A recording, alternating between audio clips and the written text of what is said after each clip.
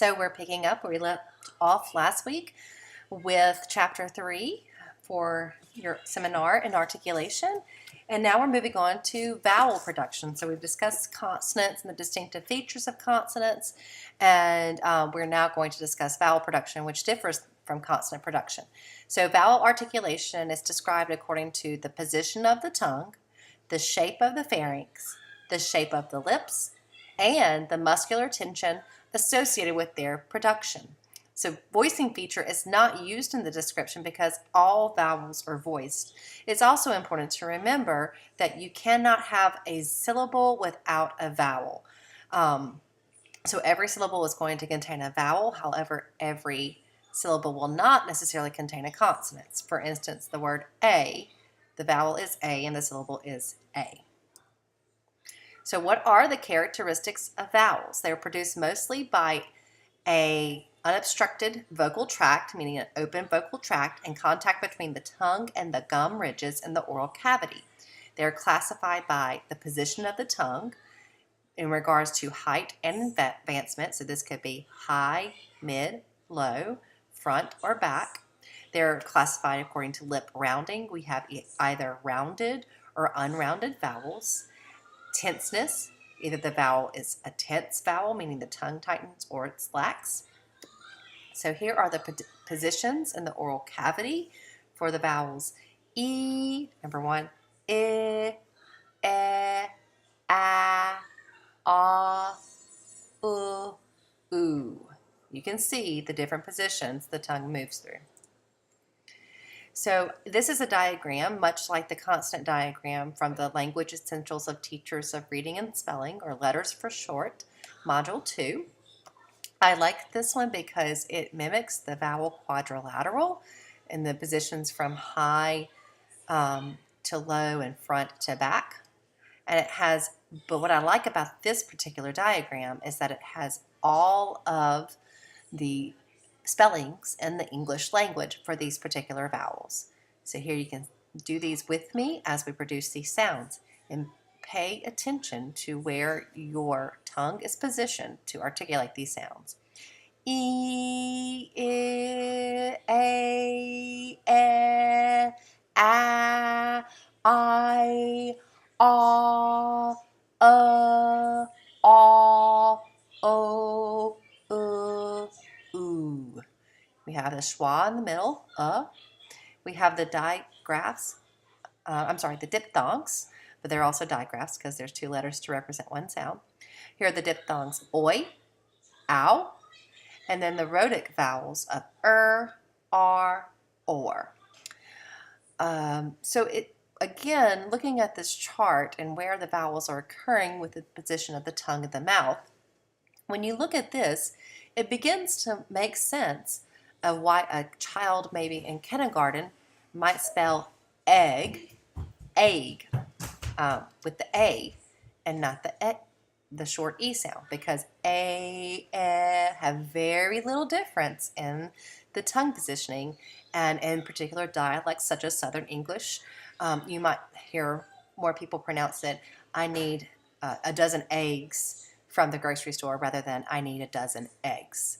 So this vowel chart is helpful for me when I show it to teachers to say why children might spell words in a certain way.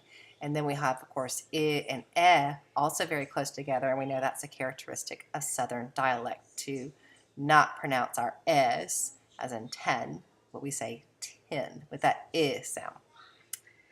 And this is probably the vowel quadrilateral to which you're most familiar.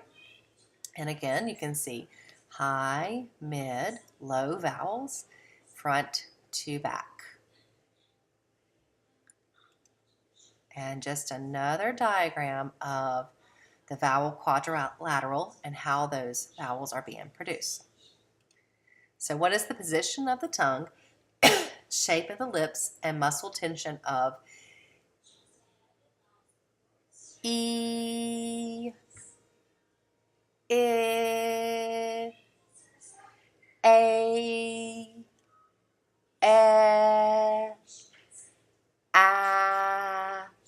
You can see those move from the high to low, but still in the front of the mouth.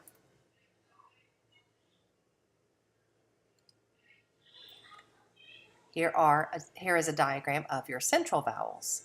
We have that schwa, the accented versus the unaccented You're only going to be able to distinguish the difference between those two sounds in multisyllabic words.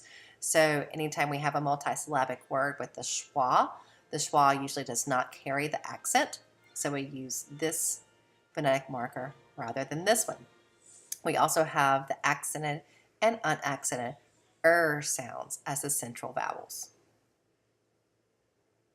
So you see the example here, about, where ow is the accent, so is unaccented, versus put, as in put. Here is the unaccented as in doctor, and the accented as in bird. Again, a single syllable is the only time you will use this symbol or this symbol. The position of the tongue, shape of the lips, and muscle tension of the back vowels. We have oo, o, aw, and ah. And you can see them diagrammed over here. And these are also our rounded vowels. And you can feel your lips when you make these vowels or produce them that they're going to be rounded. I remember singing in the choir growing up, learning how to articulate sounds, and how the choir directors would always indicate for O, your mouth should make the shape of an O with your lips. So that's always how I remember that O is a rounded lip production. We also have, in regards to the vowels, the diphthongs. These diphthongs are a little different because you're doing two things with your tongue. Excuse me. So the initial segment is called the onglide and initiates the diphthong. The final segment is the offglide, the vowel to which it changes. And we have phonemic, non-phonemic, and rhotic diphthongs. So as a refresher, some of diphthongs, A, where your mouth is open then closes. I, and of course I is one that we're not very well articulating. Usually in the South, we have a tendency to say ah rather than I. Oi, as in boy. And then another Southern favorite is, that's a Southern favorite, oi, oil. We usually say oil and not oil. And then we also have ow, as in house or mouse. And we do usually articulate those in Southern dialect. And I only bring our attention to Southern dialect. We will talk about many dialects later on the semester, but being that we are in the South, in Mississippi, that's probably the dialect spoken by the majority of the population and even us as SLPs and students of speech-language pathology. So when we're looking at children with speech sound errors, now that we understand the consonants and the vowels and how they are articulated and where they're occurring in the mouth, we need to start considering the phonological processes or deviations. So phonological processes are patterns of sound errors, and this is going to be an extensive part of the conversation of speech sound disorders. So recall back to chapter 1 in the distinctions of the name. Initially they were articulation disorders. Then they turned into phonological disorders beginning in the 70s, 80s, 90s, and now the most current term is speech sound disorders because that incurs all articulation and phonological. So up to this point, we probably talked about the articulation of the sounds. Now let's look at the processes or the patterns of sounds. These are also sometimes referred to as phonological error patterns. Rather than phonological processes, the research is moving away from using that term. So speech sound patterns that differ from the way in which adult speakers of a language pronounce words and are used by children as they develop their speech. I have a 3-year-old child right now. He has a lot of phonological deviations or errors in his speech that are age appropriate because he's 3. For instance, when he talks about school, he says, I go to cool, and that's called cluster reduction. We'll get to that in a second. Deviations simplify the sound production of adult speech and are systematic modifications of a class of sounds or sound sequences. So there is a pattern of this. For instance, we'll see, let's take for example, back sounds of k and g. In many children, we'll see a pattern of fronting where they substitute a k with a t sound and a g with the D sound. And so that is a phonological pattern because all words with K and G sounds have these substitutions. It's systematic and it's developmental because it's how the children are refining the system. They only become disordered when the patterns last longer than what's anticipated for the child's language age. So there are syllable structure deviations, which are changes in the consonant vowel makeup of the syllables of standard adult word forms. So there can be a change in the number of syllables, such as syllable deletion. Computer becomes pewter, and you've probably heard many children say that. We have reduplication or doubling, where a book might become book, or partial reduplication, where a book becomes book, or bookie. And you've probably heard that a lot, like children who call horses horsey. You have diminutization, where you add the E sound to the end of words. So food becomes foodie, and that could also be book becomes bookie, or horse becomes horsey. So sometimes you can apply, or oftentimes you can apply more than one phonological process or pattern to a single word. So bookie and foodie are both examples of partial reduplication and demunitization. And then the final type of syllable structure deviation for this slide is epenthesis. So leg becomes lega, and so you add the sound to the end of the words. Then we have some other types of syllable structure deviations where the syllabic makeup of the word isn't changing, so you're not necessarily reducing the number of syllables or adding syllables to a word, but you're changing the number of phonemes in the word. One of the biggest ones we see in children with speech sound disorders in early childhood too is final consonant deletion. And this is something that greatly impacts a child's intelligibility. It's very difficult to understand a child who doesn't put the ends of words on their words. So the example here is leg becomes le. But if I was going to say, I saw a cat over there, you are not going to really know that I said, I saw a cat over there. It's very difficult to understand, and that's just one example of what we might hear in a preschooler with a speech sound disorder. We have initial consonant deletion. This one's probably less common, and it also can be a form of syllable deletion, where table becomes, I'm sorry, it's not syllable deletion, but it is initial consonant. We're deleting the first phoneme of a word. So a table becomes able. This is not one that I've seen very often in my 15-plus year career. The one or two children that I've had that have exhibited this have had very significant speech sound disorders where they were very difficult to understand. More often, we probably see a substitution in children. So instead of table becoming able, we might see that they say the h sound or the w sound or even a for everything. So it might be a hable or a wable or a mabel. They know something goes there. They're just not exactly sure what that sound is. And the last type of syllable structure deviation is cluster reduction. And this was the example of my son earlier who says cool for school. So you can have a total cluster reduction where you completely leave off a cluster. So the example here, lamp becomes la. That would also be a final consonant deletion. You also can have a partial cluster reduction where lamp becomes lamb. So you're leaving off that final sound. I see it a lot more with S cluster reduction.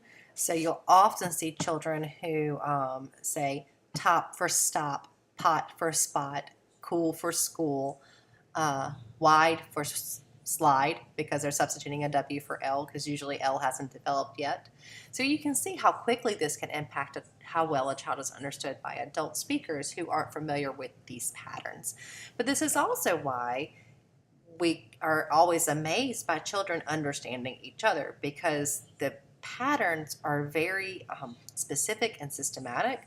So if you listen to a child enough, you understand them. We also see parents all the time that say, well, no one else understands him or her, but I understand what they're saying. And that's because the parents become familiar enough with the patterns. And you, as future speech language pathologist, will be tasked with knowing these patterns well enough to identify them almost instantaneously, which you do over the course of your career. You become very familiar with them and subsequently treat them so that they can remediate these speech sound errors. And the final example here is cluster substitution, often seen a lot too. Tree becomes twee. This would also be an example of gliding, which we'll talk about in a minute because the R is being reduced to a W. We have substitution deviations or feature contrasts. So these are the ones I'm talking about earlier, where we're substituting a specific class of sounds for another. So a clown says substitution, substitute one sound by another sound without being influenced by surrounding phonemes. So the example here is stopping. Fat becomes pat. You would see this in children who have a T for S substitution. So C becomes T. Vase becomes base. And zoo becomes do. The substitution is not only for the placement, but it's also the placement is the only thing that is being substituted. Voicing often does not change. So you notice that the P for F substitution here, these are still both voiceless consonants. So the children are often not going to switch voicing. They're only switching the place of the tongue and perhaps the manner in which it's produced. And again, you have cough becomes cop. So that those sounds are called stopping because they're changing fricatives to stop plosive sounds. We see stop plosive sounds as substitutions a lot too because they're the earliest developing sounds. Think about the first sounds a baby says, ma, ma, ba, ba, ba, ba. That's because they're the easiest to say. So therefore, these patterns of phonological patterns of substitution are that the child's speech sound system hasn't matured enough yet to produce these sounds. We have the pattern of deaffrication. So we have an affricate, ch becomes not an affricate anymore. So chair becomes tear or share. So that tear pattern can be deaffrication and stopping because we're stopping the airflow rather than having it as an affricate. The share for chair is just deaffrication because it's a fricative sound, so we're not stopping, but it's still not an affricate sound. Same thing for page. When we say paid, we are stopping the sound and it's deaffrication versus pays, that's a deaffrication, but not stopping because it's using a fricative sound to replace it. The pattern of velar fronting, I've already mentioned before. My favorite example is always tat for cat. And we'll talk about that one in a second with assimilation. The example here is for cop, the child says top. For seek, the child says seat. You can see this. If you see it in the k sound, you're going to see it in the voiced g sound too. So gate becomes date, go becomes do. And my son was doing it for a while, but he's almost corrected it now. My oldest child did it when she was little, so my favorite example for that is there was a horse named Buck, and she called him Butt. And that was when she was 3, and even she can remember that she called the horse Butt and not Buck. And finally, we have depalatalization, where the word chop becomes top. So again, we have that stopping of that sound. It's not occurring in the palate though anymore. Now it's moved to the front for placement. Or chop becomes tsop. And so that sounds very strange to say, but oftentimes I'll use that ts, that T and S combination of ts, to elicit a ch sound. Because if you get a child to go ts, ts, ts, and then you make it a little bit faster and move it back, chop, chop, you kind of can slide into it. We'll talk about those things when we get to the therapy part. Um, Substitution deviations or feature contrasts. We have backing. So you don't see this one as much because that back sound, the palatal sound's harder than the front sounds. But this would be instead of a child saying uh, tat for cat, the child, instead of saying 10, they're going to say ken. And instead of bite, they're going to say bike. So they're producing the sounds in the back of the mouth to the front. Now, I will say this might be something you see in children who are learning to produce those back sounds. So they might start to overgeneralize, which means they're applying it over too many words. So they start seeing that t sound in these words that don't need the k sound, and they say, oh, I think I need to make that k sound here because we've been working on that in speech. Or even in just their natural learning process, we see overgeneralization. Again, my son was fronting, he wasn't doing those back sounds. Now I'm seeing some backing patterns and that he'll overuse that k sound. But that's when we see that overgeneralization, that's usually an indicator that they're near mastery of that phoneme because they're refining the system. We have liquid gliding. So this is the liquid sounds become glided. So the leaf becomes yeef. All right, and we see that a lot. How many of you have ever heard children say lello for yellow? So that actually would be a reverse liquidization rather than a gliding, but that's occurring because of the surrounding phonemes. But leaf becomes yeef, or like becomes yike. So I yike that. And then we also see that W for R substitution. So break becomes boik. Red becomes wed. And finally, we have vocalization. So this is one of the more unusual phonological patterns. You do see it sometimes, and usually you need to take some analysis to look at why that might be happening. So table becomes tabo, ball becomes ba. We don't see it as much, but basically you're adding vocalization at the end. So table should not be vocalized at the end, but it is. We could be also adding voicing or changing the voicing pattern. So again, most of the time, the child's going to go voiceless sound for voiceless sound substitution, but sometimes they'll change it to a voiced phoneme. All right. Now, assimilation, I've mentioned a little bit before. So my example of tat for cat is also an example of assimilation because you have that t sound at the end of the word.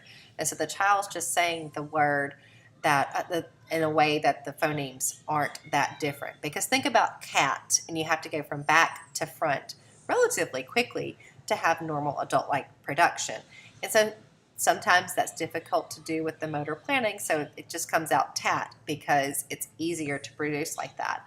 So it is assimilation based on the surrounding phonemes. A sound or syllable change to become more similar to another sound or syllable in the word. So the change affects the place of articulation, the manner of production, or voicing. We have labial assimilation, so you're going to have two labial sounds together where they shouldn't be together. Velar assimilation, nasal assimilation, alveolar assimilation, prevocalic voicing, or postvocalic voicing.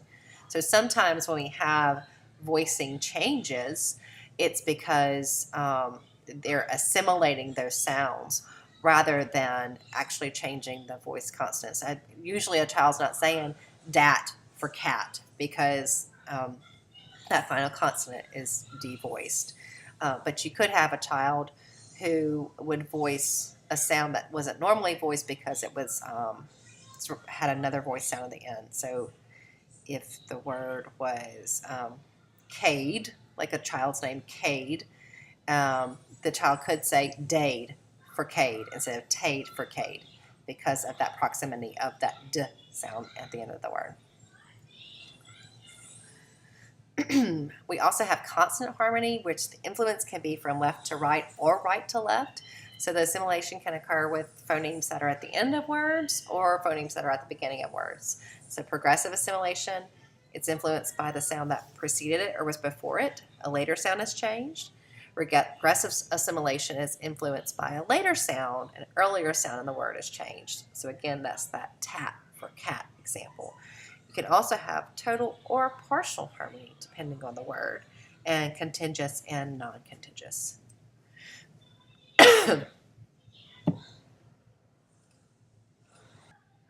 And we'll actually get more in depth about those phonological processes as we progress through the text and talk about assessment and treatment of speech sound disorders. So phonetics and phonology. The first kind of speech sound patterns are based on the phonetic analysis, such as consonants and vowels, manner, place, and voicing distinction. So what's in the child's repertoire? What sounds do they have or not have? Do they have a fully developed adult-like speech sound system? Phonology is the branch of linguistics, and it began to flourish following Chomsky and Hall's distinctive feature theory, which again talked about the distinctive features of consonants in a different way than place, manner, and voicing. It was a little bit more in depth. You had the sonorants and the rhotics and whatnot. Phonology is the study of sound patterns found in all as well as particular languages and the speaker's knowledge of those patterns. The clinical distinction between articulation and phonology, because again, speech sound disorders covers both, but they're two very different things in regards to how we would treat them in therapy. So articulation is the physical movements and placement of the articulators. It has evolved with speech sound production and speech sound form. Phonology is a system of rules underlying sound production and sound combinations. It's language-specific function of phonemes, meaning that you understand if you say tap for cap, that I'm going to be looking for a tap of my finger. I'm not going to be looking for a cap that goes on the head. So the understanding of the distinction that one phoneme difference makes a difference in the meaning of the word. Go back to the beginning of the chapter when we discussed minimal pairs and how that one phoneme change changes the meaning of the word. Phonology is also the organization of phonemes within the language system. So, articulation disorder versus a phonological disorder.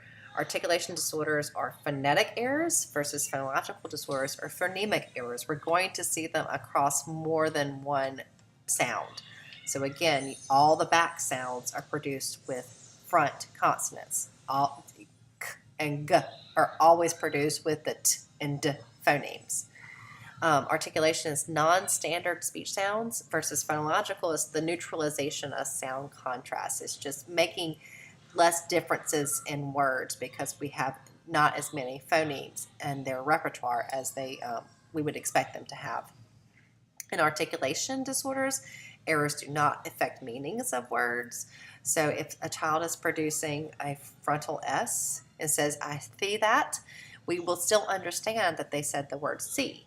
Versus in a phonological disorder, the meaning of the word is changed. So if the child says, I tea-tat, then we don't understand what tea is outside of a golf tee because that would not make sense in the context of I tea that. Well, I guess you could tee it up, but that's probably not what the child intended to say. In articulation disorder, other area of language development is not impacted versus in a phonological disorder, other areas of language such as morphology, syntax, or semantics may be impacted. These children usually have a good bit of vocabulary deficits because they don't have the vocabulary to distinguish between cap on your head and tap of the finger, or a gate versus a date. So these are the children, the phonological disorder children are also the children that are at risk for literacy deficits later on.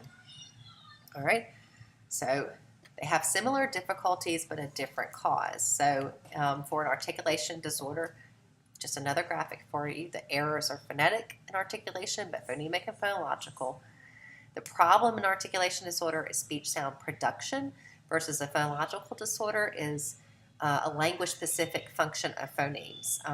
Think back to your introduction to language coursework, to your general language knowledge. There are 5 areas of language: phonology, morphology, syntax, semantics, and pragmatics. Phonology is that initial area we discuss because we have to be able to say sounds and produce sounds to make words, and words to make phrases, phrases to make sentences, etc., have conversations. So a phonological disorder is a problem in the linguistic area of phonology, and that more significantly impacts children than just a single sound speech error. For the difficulty in articulation is in the speech sound form, so how we form the sound s, and being able to correctly form it on the alveolar ridge behind our teeth, and not with the air with our tongue protruding from our teeth, or the airflow flowing over the tongue, or the airflow lateralizing and flowing beside the tongue. Versus the difficulty in phonological is a phoneme function. It's linguistic in nature, it's more neurological in nature. The disturbance in articulation, it's peripheral motor processes. It has to do with motor planning and executing, versus phonological is the organization of phonemes within the language system. It is linguistically based. The impact of articulation, usually there are no other areas of language impacted, but in phonological disorders, there's impacts in morphology, syntax, or semantics. And specific to Mississippi and our state, if you look at the 216 bachelor's license, which a bachelor's degree, speech language pathology, is able to treat children in schools with articulation only with that degree, versus the master's degree is a 215 license. So if you graduate with this program and get a job in the school, your only scope of practice is to treat articulation disorders. And it actually says specifically in the license that functional articulation is what to be treated, not disorders that are neurological in nature, such as apraxia or phonological disorders. So, and that's just because of the extent of training it takes to understand phonological disorders and how complex it can be because of all of the other linguistic systems. But I wanted to note that since you are students in Mississippi and can potentially work here later on. And that concludes this week's lecture.